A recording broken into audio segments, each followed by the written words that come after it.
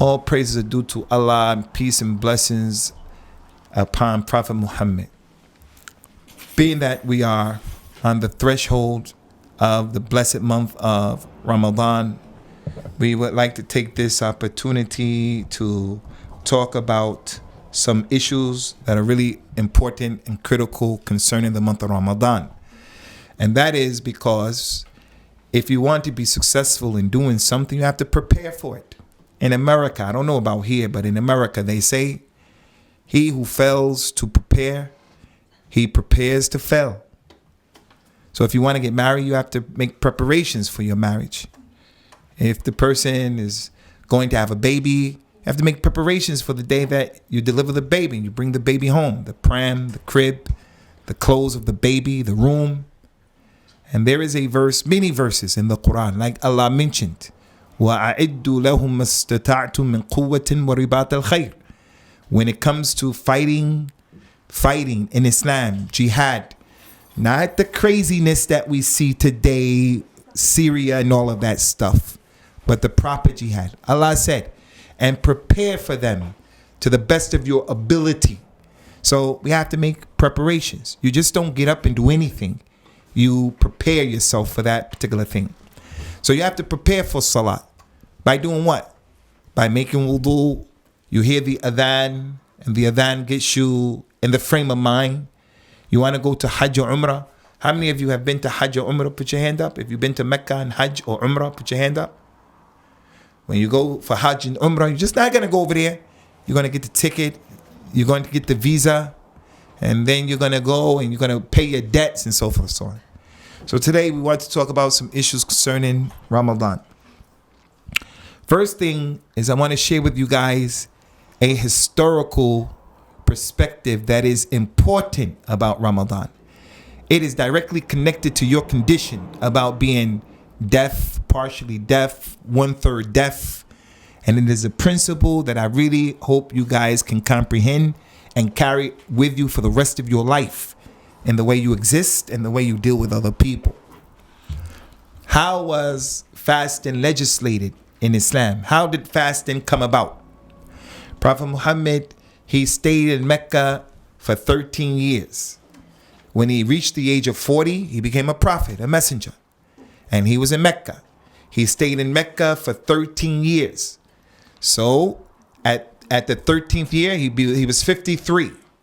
And then when he couldn't practice Islam because Mecca was a hostile environment, the Muslims were being killed and persecuted, Allah told him and commanded him and his community move to Al-Medina. So they migrated to Al-Medina, and he stayed in Medina for 10 years. So Mecca 13 years, Al-Medina 10 years. So he was a prophet for 23 years. He died at the age of 63. 63. Now, historically, what happened? For the 13-year period in Mecca, he did not tell the people to pray. He did not tell the companions to give zakat. He did not tell them to fast.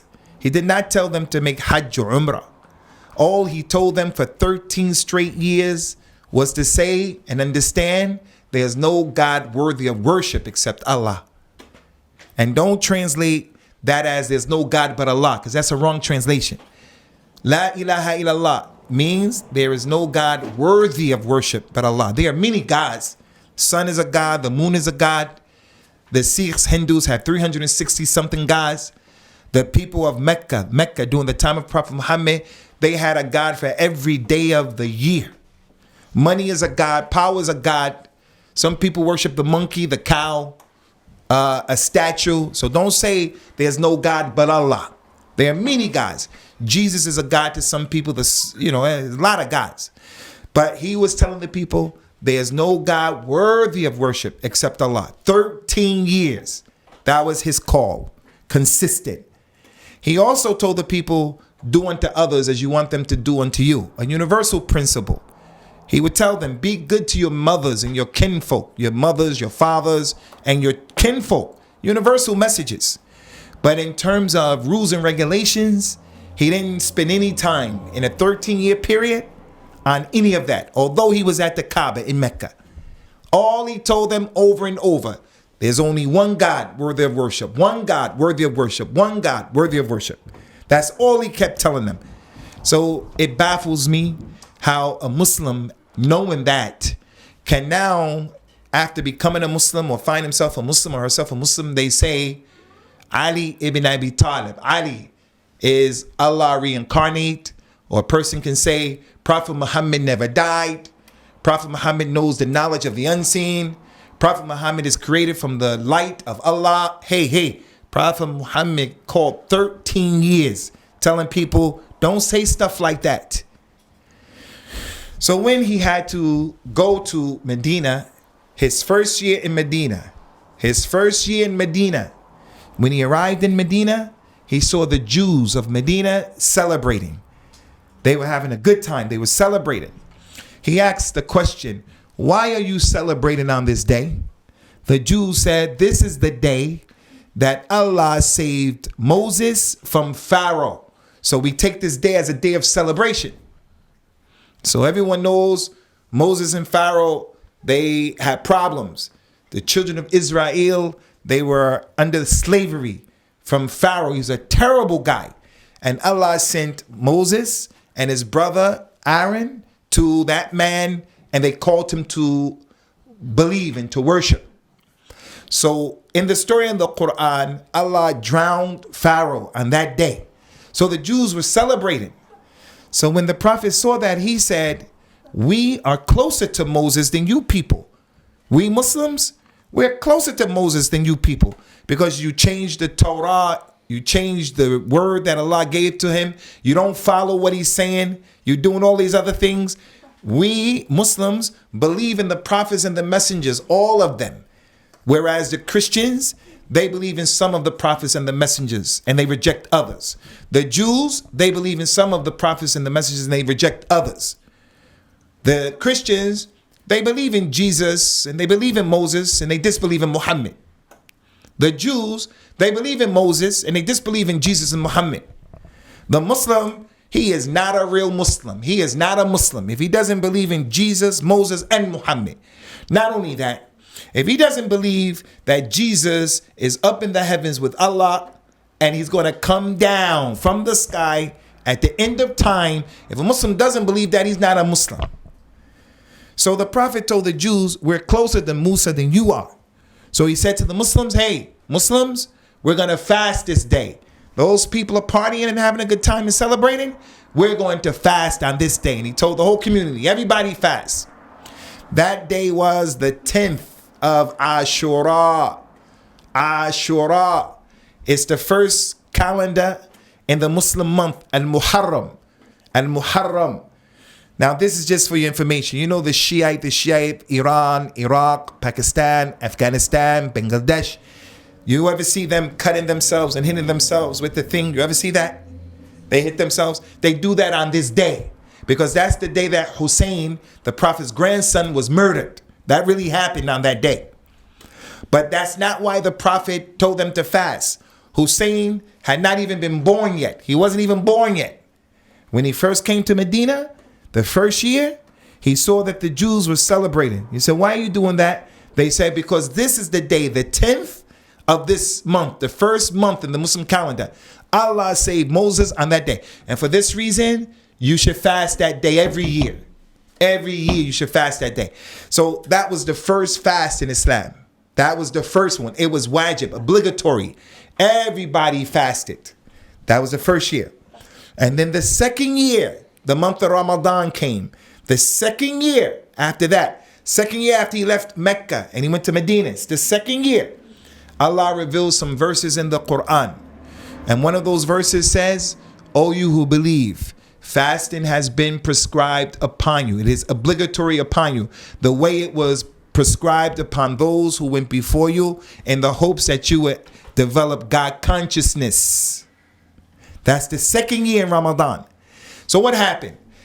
When this happened, Allah Azza wa Jalla, Allah the Most High, He said the community had to fast. But if a person didn't want to fast, he just didn't want to fast, he didn't have to. But he had to feed one poor person for every day that he didn't fast. But in those verses that Allah revealed, Allah said, وَأَن تَصُومُوا خَيْرٌ لَكُمْ إِن كُنتُمْ تَعْلَمُونَ. And if you fast, it's better for you. So the verse came down telling the people to fast. Whoever wanted to fast, you fasted. And whoever didn't want to fast, he didn't fast, with no blame on him, no blame. But he had to feed a poor person. So that's the second year. Prophet Muhammad, Abu Bakr, Umar, Uthman, Ali, most of them fasted. But some people didn't fast. The third year, after he left Mecca, the third year, some more verses were revealed about Ramadan. And those verses said, Ramadan is the month that the Quran was revealed as a guidance and as a criterion for mankind. So anyone who is at his home, anyone who is in a resident, then he should fast. When this third year came, this ayat, this verse was revealed, everybody had to fast. Everybody. With the exception of people who had excuses. Like the woman who's pregnant. Like the woman who's breastfeeding her baby. Like the person who's traveling in the earth. Like the individual who is sick. And we're going to come to that, inshallah. So those are the three levels, the three gradual ways that fasting became obligatory upon this community. Now, before moving on, I need you really to pay attention to this point. This process of gradualism, this process, it is a process that shows the wisdom of Allah, the mercy of Allah, the mercy of this religion, the ease of this religion. Because change is not made overnight. And that's something everyone has to understand here. The mother has to know that. The father has to know that. The husband, the wife.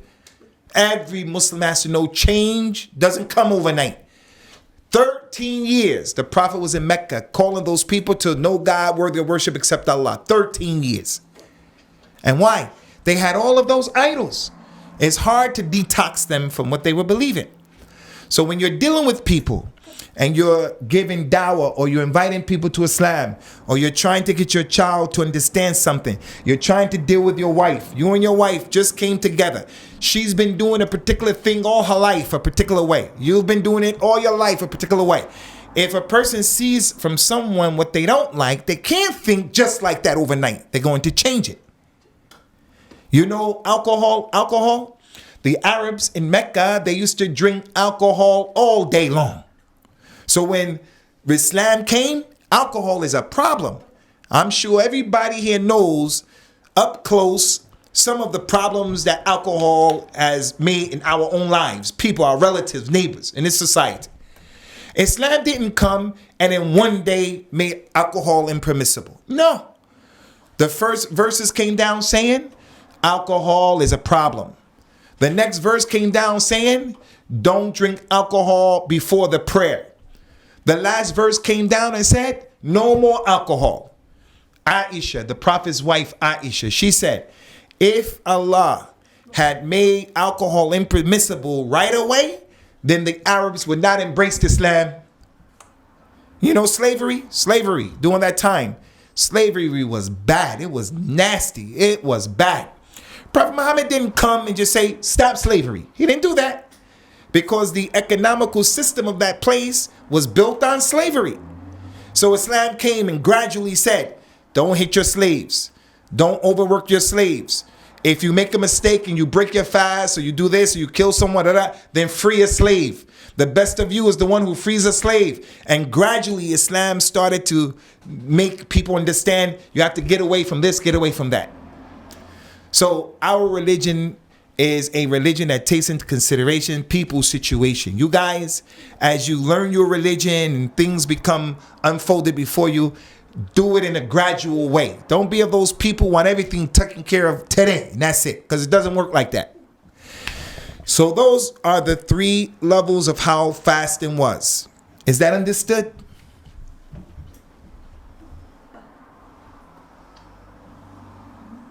Okay, now we move on to the next point.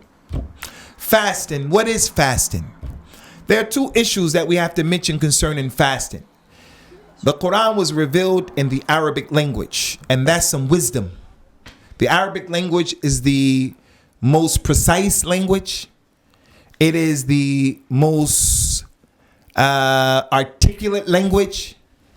When you know Arabic and you speak Arabic, you understand exactly what the person is saying and what is meant. Whereas other languages, without any exception, other languages, you don't always understand exactly what is he talking about. For an example, I'll give you an example. I have my wife who's here, and if you can imagine, my wife is the blood biological sister of the girl next to her. So I'm married to my wife, and this brother here is married to my wife's sister who's sitting next to her. So I'm married to my wife, and he's married to my wife's sister. I say to Vicky, you know this guy? This is my brother-in-law. My brother-in-law. Vicky doesn't know. Is he married to my sister? Am I married to his sister? Are we married to sisters? It's not known. You have to express that. You have to let him know. In Arabic, all of that is detailed.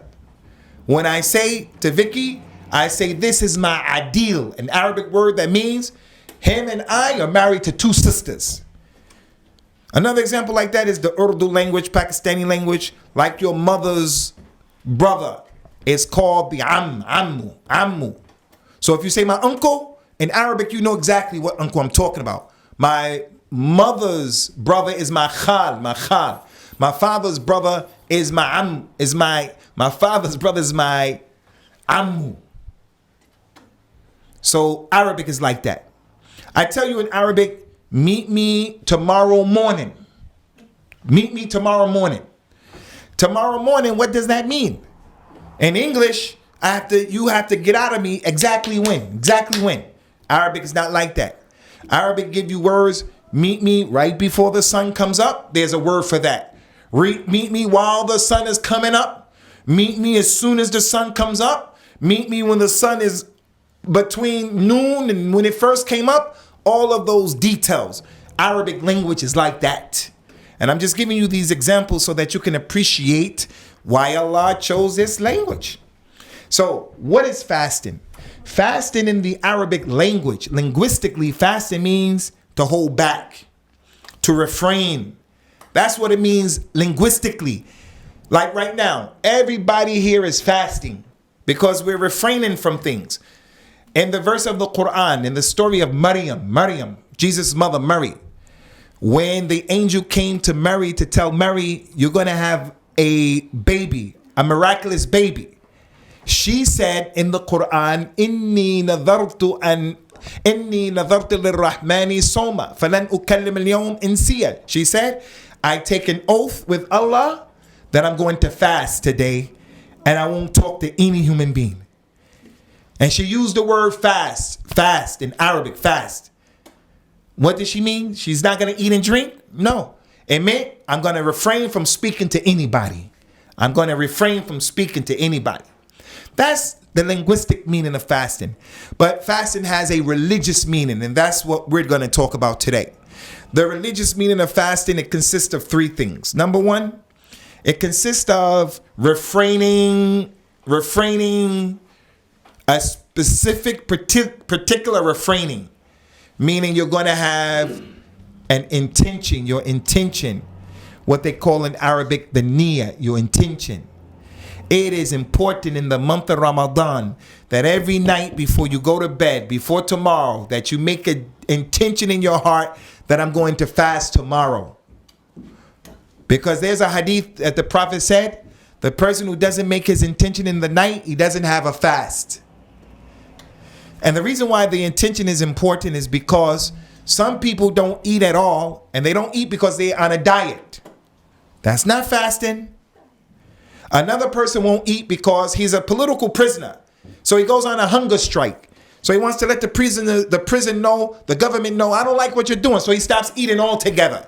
He doesn't get rewarded for that because that's not the fast. It's not the correct intention. One person, he's really poor. He doesn't have any food. So his circumstances necessitates and dictates he can't eat. He's not fasting. So the person has to have the intention. That's the first component. The second component is he's going to refrain from specific things. He's not going to refrain from everything. He's going to fast and not sleep? No. Not talk? No. Not sit down? Not work? No. He's going to refrain from specific things. He's going to refrain from eating food, drinking, having sexual relationships with his partner. If the lady has a period, she's going to refrain from fast. She's going to refrain. She's not going to fast at that time. Also refraining, it also means refraining from vain speech and from behaving ignorantly. Prophet Muhammad said in an authentic hadith, he said, fasting is not to abandon your food and your drink, but fasting is to abandon vain speech and acting ignorantly. He said in another hadith, it may be that a person fasts, but he doesn't get any benefit out of his fast except he makes himself hungry and thirsty. Because he's fasting in the month of Ramadan, but he's still arguing with people. He's fasting in the month of Ramadan. He's still very disrespectful to his mother and his father. Three people, the Prophet said, their salat, when they pray, their salat won't go beyond their neck. They pray, but Allah doesn't accept their salat. One person, someone who is disrespectful to his mother and his father. He's fasting, but he's disrespectful to his mother. He's not fasting, he doesn't understand. Another person, he said, is the woman who's disrespectful towards her husband. I think I told you before of that man who came into the Prophet's masjid and he prayed 2 rakat, very quickly, without discipline. He just prayed very quickly. He went to the Prophet and said, Salaam alaikum. Prophet Muhammad said, go back and pray because you didn't pray. Because he was going real quick. So many people, they actually pray, but that's not the prayer that Allah wants. It's not accepted. So you're going to refrain from all of those things. Now, this is another very important thing about fasting. You're going to refrain. The Prophet said, if anyone vomits, he spits up, he vomits involuntarily. It just came out. He was sick and he vomited while he's fasting. He said he doesn't have to make the day up. But if anyone forces himself to vomit, he has to make the day up. So you can't vomit, make yourself vomit in the month of Ramadan. Prophet Muhammad, he talked about that specifically. Don't do that. Now we're going to move on. The third component and the final one is that we're going to fast. We're going to refrain. Fasting is refraining. A special refraining with the intention. Number 2, we're going to refrain from specific things. Not everything.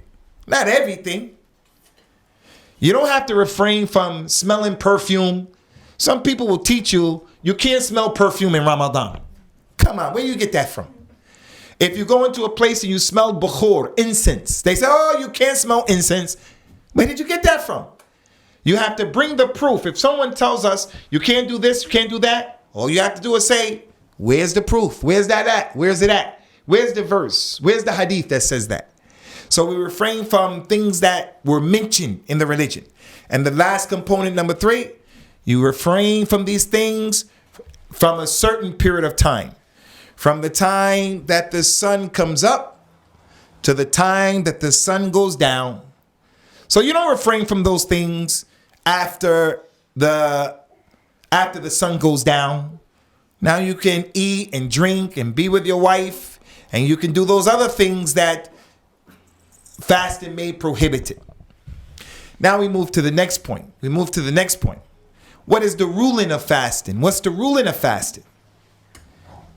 Fasting is one of the most important aspects of Islam. Islam has 5 pillars, and fasting is one of them. So any structure is going to be as strong as its foundation. So if you see this chair right now, this table right now, it has 4 pillars, 4 legs. This chair is going to be, this table is going to be as strong as the legs are. If I knock this leg off, salat, it's a problem. That house, this table is a problem. I knock 2 off, salat, in fact, trouble. You in trouble. So fasting is one of the pillars of Islam. A person's Islam is suspect. A big question mark is over his head whether or not he's even a Muslim, because it's one of the main aspects of the religion. So it is an obligation, not just an obligation, but one of the most serious obligations in Islam. Who is fasting obligatory upon? Who has to fast? Does everyone have to fast? No, not everyone. Now, I really need you guys to pay attention right now. Come on, guys. Am I going too quick? Am I going too slow or too fast? Is she interpreting too slow or too fast? This is really important right now, guys. Important. Who has to fast? 5 types of people have to fast. The person who is a Muslim and they are mature and they have their intellect, aqil, and they have the ability. And number 5, they are resident. They're in their city, where their house is, where their family is. Those 5 people have to fast. Those 5 descriptions.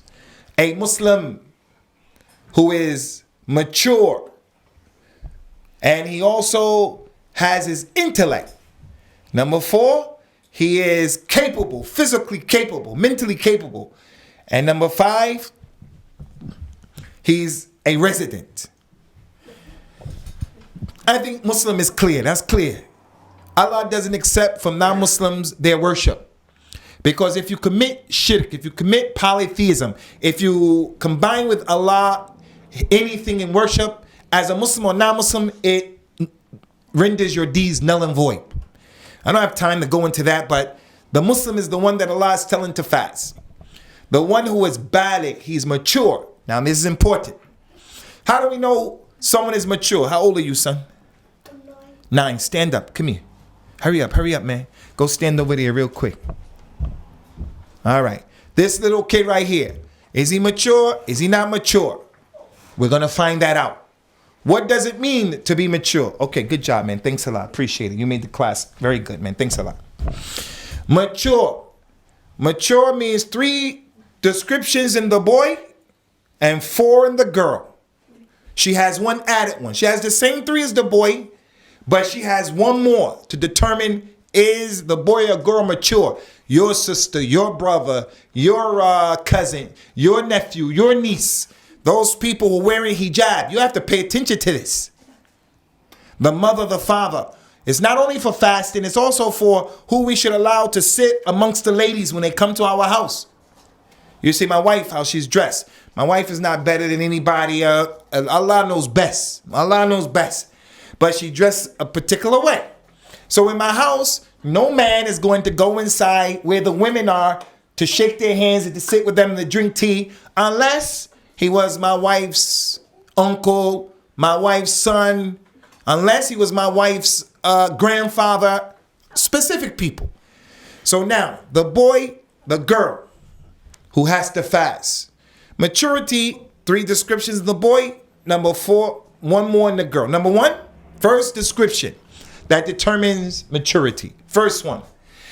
If that child has pubic hairs and he's 10, 11, 12, he's mature. If he has pubic hairs, she has pubic hairs, that means they're mature. Once that happens, you have to start telling them you must fast. You have to start treating them not as an adult, but as someone who's growing. That's one thing. Another thing, let's say they don't have pubic hairs. They don't have pubic hairs. Okay, once they reach the age of 15, if they don't have pubic hairs, when they reach the age of 15, they have to fast. They're mature. They're mature. And we know that because one time, Prophet Muhammad was going to go out to have a war battle with some of the non-Muslims. And one of his companions who was 14 came. He said, I want to go, I want to go. Prophet Muhammad said, how old are you? He said, 14. He said, no, you can't go. You're too young. And then the next following year, he was about to go out. A boy came, that same boy. He saw he was 15, a year older. The Prophet said, you can go with us. So 15, if they don't have pubic hair, 15, they're mature. That's in the boy and the girl. Number 3, for both of them. If that boy or that girl has a dream, what they call a nocturnal dream, they have a dream, a wet dream, boy or the girl, if either one of them has that, they're lesser than 15, then they're mature. Number 4 for the girl, if her period comes. She could be 12, 13, 14. If her period comes, she's mature. She should wear jilbab, hijab. She should fast. So those are the 5 people who should fast. The Muslim who is mature, who has his intellect. As for the Muslim who doesn't have his intellect, he's majnoon, they call it in Arabic. Mentally challenged. He's majnoon, he's crazy. That person doesn't have to fast. He doesn't have to fast. Prophet Muhammad said, the pen of responsibility has been lifted off of 3 people. The pen of responsibility has been lifted off of the person who's sleeping until he wakes up. It's been lifted off of the person who is young until he becomes mature. He's not responsible. It's been lifted apart off of the one who is insane until his sanity comes back. So a person who's insane, he's excused in Islam. If he makes a mistake, if he doesn't pray, if he does something that he accidentally, he pushed a flower. There's a flower on the window pane. He pushed it over and it went and hit someone, a pedestrian on the head, and that person died. He's excused because he's not there. His sanity is compromised. So he doesn't have to fast. Number 4, the person who has the ability. The person has the ability. He has good health. Fasting is not going to hurt him. It's not going to harm him. It's no problem. As for the one who has cancer, as for the individual who is really, really sick, a person who takes medicine and he can't stop that medicine, he has some serious disease, he doesn't have to fast. That individual, he just feeds a poor person for each day. And number 5, the person who is a resident. If you travel, you don't have to fast. If you travel, you don't have to fast. Now we want to talk about the issue of the sickness of the person who doesn't have to fast. The sickness for the person who doesn't have to fast, it is the person who has an ongoing illness. He's just sick. He has extreme arthritis. That individual, they take medicine, so he doesn't have to fast. Or it's the individual who he may have the ability to fast, but if he fasts, his problem is going to be exasperated. Fasting is going to cause his sickness to trigger off something. He's going to go in a coma. You know those people who I think it's called, diabetes. The diabetic. Maybe the diabetic can take a shot of insulin early in the morning before the sun comes up. And he can possibly last for maybe 2, 3, 4 days. When the sun goes down, he takes his injection and he eats sweets and he's okay for 3 or 4 days. But then after the 4th or 5th day, he goes into a coma. That person doesn't have to fast. If fasting is going to exasperate your problem, it's going to cause your problem to get bigger. Another person who doesn't have to fast is a person whose job is extremely, extremely tough. I mean, extremely difficult. Like in the Arab world, for an example, like in Iraq, they have those oil fields. An oil field, a refinery, it blows up. Now, this guy's job is to go put that fire out. He has to deal with the heat of the desert, and he has to deal with the heat of the refinery, and that's some special fire right there. And he has to fast? No way, Jose. No way, Jose. Islam doesn't want that. Allah said in the Quran, "La taqtulu anfusakum, inna Allah kana bikum rahima." Don't kill yourselves. Allah is merciful to you. Allah said in the Quran, وَلَا تُلْقُوا بِأَيْدِيكُمْ مِنَ التَّهْلُكَةِ. Don't destroy yourselves with your own hands. So someone who has a real serious job, really, really difficult, he doesn't have to fast, but he has to make that day up later at some point. He has to make that day up later.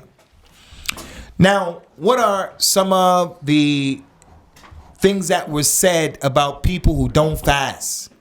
What are some of the problems for the person who doesn't fast? First thing that I want to mention to you guys is the danger of the weak hadith.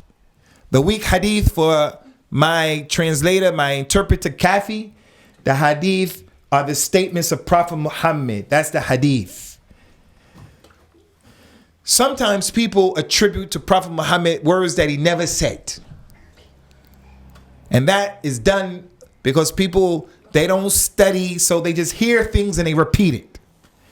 Prophet Muhammad used to warn his companions, and he used to say, lying on me is not like lying on anyone else. So if anyone lies on me and says what I didn't say, you will get your place in the hellfire. And this is what happened to the Jews and the Christians. The Christians are telling us, Jesus said this, Jesus said that.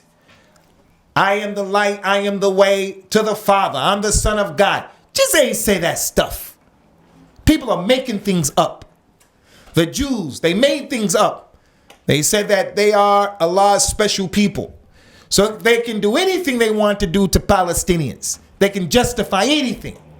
They said that, okay, eating pork is not permissible for us, but we can sell it to non-Jews. I mean, they make stuff up. Muslims do the same thing. We make up hadith that are not true. We say things that the Prophet said that are not true. Like the hadith, Allah created the world for me. Allah didn't create the world for Prophet Muhammad. Allah created mankind and he created the jinn, so that they would worship Allah. One of the famous statements that they say that Prophet Muhammad said, out of all of the things that are permissible, halal, out of all of the things that are permissible, the most hated permissible thing is divorce. Prophet Muhammad never said that. You know, when you have a baby, if a person has an infant, Muslim has an infant, they'll take the baby, they'll say the call of prayer in the right ear, and then the establishment of the prayer in the left ear. And they say, Prophet Muhammad said that. Prophet Muhammad never said that. There are many, many, many weak statements that are attributed to Prophet Muhammad that are not true. So just imagine, guys, just imagine, I'm your teacher, I'm your Shaykh. You love me, I love you. You have a good opinion about me, I have a good opinion. I'm your leader, your spiritual leader. So I come up and I say, okay, Prophet Muhammad said all black people are better than everybody else. What would stop me from saying that? And what would stop this one from saying, Prophet Muhammad said Pakistani is better than everybody else? And then that one over there, he comes and said, Prophet Muhammad said, people come from Mirpur better than everybody else, until we keep going and we develop a new religion. And that's why everybody has to make it his business, guys. You have to make it your business. Expose yourselves to the knowledge of Islam, like the two books of hadith, Bukhari and Muslim. Bukhari and Muslim, the two books of hadith. Bukhari and Muslim. Bukhari and Muslim. Because those two books of hadith were keen to put in what the Prophet really said. Anyway, what's been said that is not authentic. And I'm bringing this to your attention because I don't want you to become of those people who despair from the mercy of Allah. That hadith said, anyone who broke his fast without a legitimate excuse, his fast will never be accepted, even if he fasted for the rest of his life. That hadith is not true. You always read that hadith in books that are talking about Ramadan and talking about the evil of breaking your fast. That's not true. The Prophet never said that. To break your fast in the month of Ramadan is a big problem. It's a problem. One man, he had sexual relationships with his wife in the month of Ramadan. He came to Prophet Muhammad and he said, oh, Prophet Muhammad, I have destroyed myself. And he was distraught and he was sad. Prophet Muhammad said, what's the matter? What happened? He said, I had relations with my wife in the daytime during Ramadan. Prophet Muhammad asked him about what Allah revealed. He said, can you fast 2 months consecutively? That man said, no, I'm old. I can't do that. He said, first, can you free a slave? He said, no, I'm poor. I don't have money to free a slave. He said, can you fast 2 months consecutively? He said, no, I can't fast. I'm old. He said, can you feed 60 people for 2 months? Can you feed 60 poor people? He said, no. Prophet Muhammad said, go sit over there. Sit over there. Just relax, sit over there. He got on with his day. Some other Muslim came and gave sadaqah, alms, ALMS. He gave alms, charity. He gave food enough for 60 people. So the Prophet took that food and said, hey, you come here, you. Take this food and distribute it to 60 people for the mistake that you made. He said, oh, Messenger of Allah, oh, Prophet Muhammad, me and my family are more in need of this food than anybody else. The Prophet said, okay, you can have it. Look at the mercy of Prophet Muhammad. He doesn't close the door in the face of people and make them despair when they make mistakes. A person, he drinks khamr, he drinks intoxicant, he smoked weed. That person, he made fornication. An individual broke the day of Ramadan. He did some big sin. Allah doesn't close the door of mercy. He doesn't close the door of forgiveness. So we shouldn't be those people who are like that. We see someone who make a mistake and we'll say to him, Allah will never forgive you. You're going to go into hell. Don't talk to people like that. So if a person breaks his fast in the month of Ramadan, the penalty is you have to free a slave. If you can't free a slave, you have to fast 2 months consecutively. If you can't do that, you have to feed 60 people for breaking that one day. That's authentic. That's in the Quran. Another authentic hadith is that Prophet Muhammad said he was sleeping, and while he was sleeping, 2 angels came to him. And they took him in his dream. He said he came to a group of people who were hanging upside down by their heels. And there were hooks in their heels, their Achilles tendon, their skin behind your foot. And they were hanging upside down. And they had hooks in their mouths, and their mouths were bleeding. He became afraid and said, who are those people? And when did they eat? They ate before the sunset. So those people were actually fasting. They started to fast, but at some point during the day, they broke their fast. And that's their punishment. What do you think is the punishment of the guy who doesn't fast outright? Straight up and down, like 6 o'clock, he doesn't fast at all. That guy in this hadith was fasting. But maybe he said, oh man, it's 18 hours we fasting now in June and July, 18 hours. So when it gets about 7 o'clock, 7:30, he goes in the closet somewhere by himself and he drinks some water. Or he has relationships with his family. I mean, he went all morning. He was in the morning time. He went all day. And then Shaitan overtook him with his desires. And then he had a relationship with his wife. And it was 2 hours before the break fast. 3 hours before the break fast. So those people were actually fasting. So what do you think is the case of the people who don't fast at all? Okay, we're going to stop right here because there's so much other things to say. And we don't want to overwhelm you guys. And we don't want to overburden you. To be perfectly honest with you, talks like this, I prefer that the students write so that they can have that information. Because if you're just listening or just paying attention, a lot of the information, it will leave you. But because of the special needs of this community, I got to take it easy. And I understand that I have to take it easy. So it wouldn't be in the best interest of you guys that we overwhelm you and bombard you with a lot of information. I think we've taken enough right now. I just want to ask a quick question. Okay?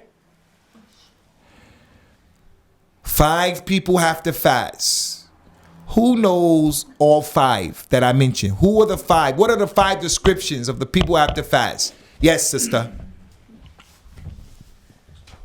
A Muslim? Yes. Mature? Good job.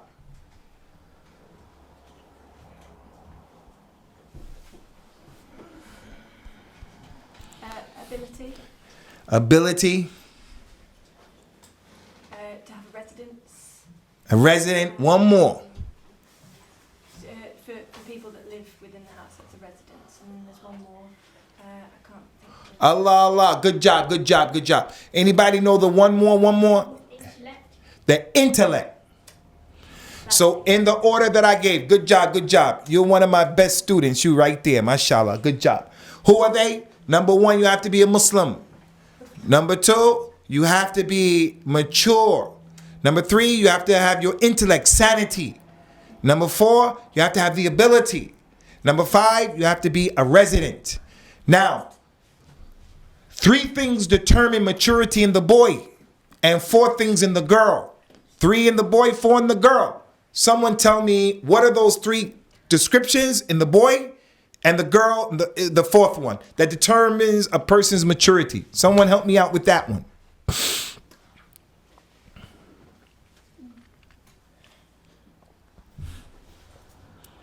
Allah, Allah, Allah.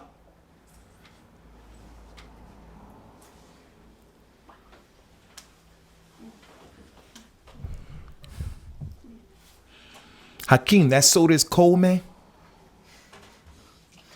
We got any ice on the premises? Yeah, You got ice here? I got a cold one in the fridge upstairs. Hey, man, can you go give me that? I was going to say, can you give me that cigarette? Can you go give me that soda, man? Can the little man go get it? I'll got it. One of the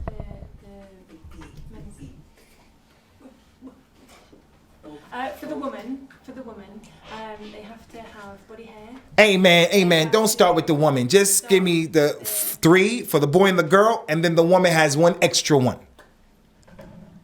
3 for the boy and the girl, and then the woman has 1 extra one.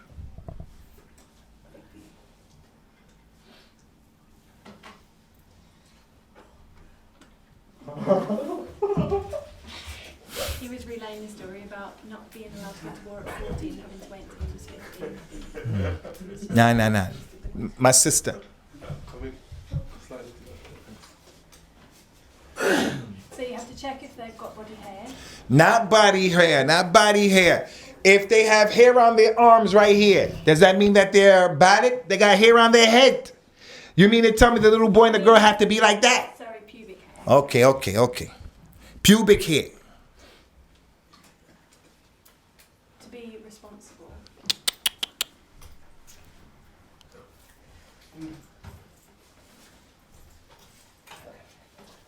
Okay, let me tell you.